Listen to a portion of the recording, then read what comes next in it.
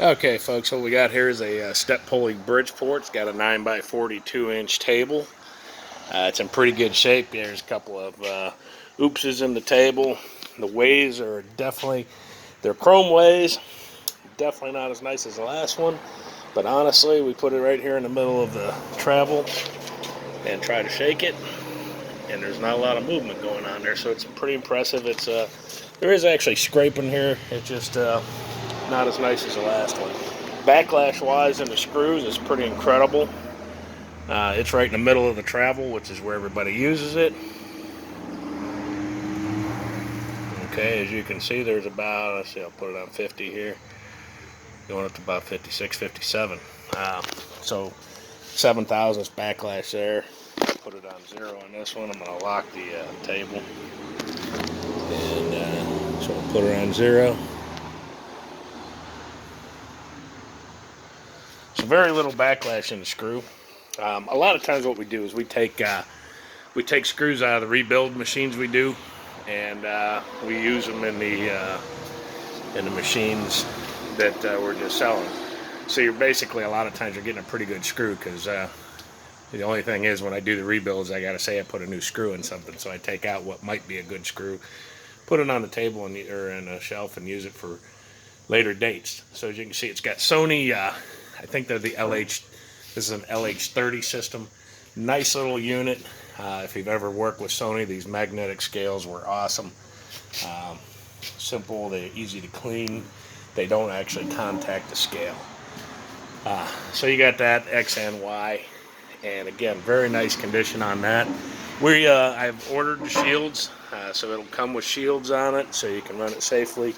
And I'm going to run her in feed here and show you the unit working.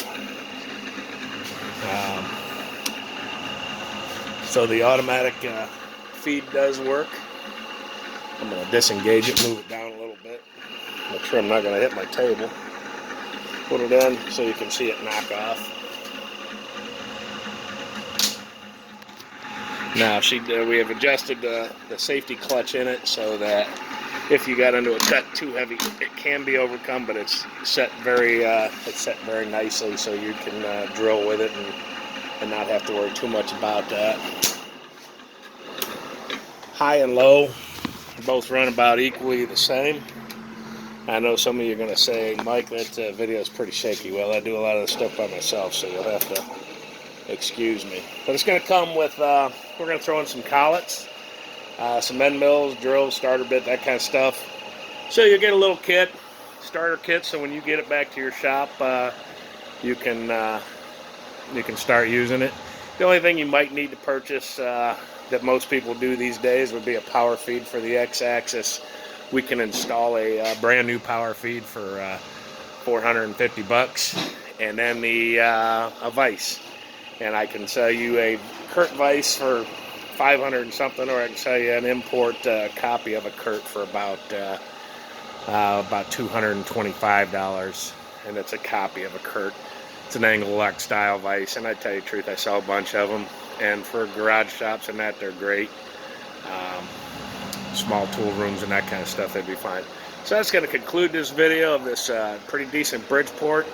Again, ways aren't perfect, but it actually has very little shake in the center, right where you'd use it, and they are chrome. So as long as you oil it, and it does have a one-shot lube on it, so as long as you continue to oil it, it should last a long time. That's going to conclude this video.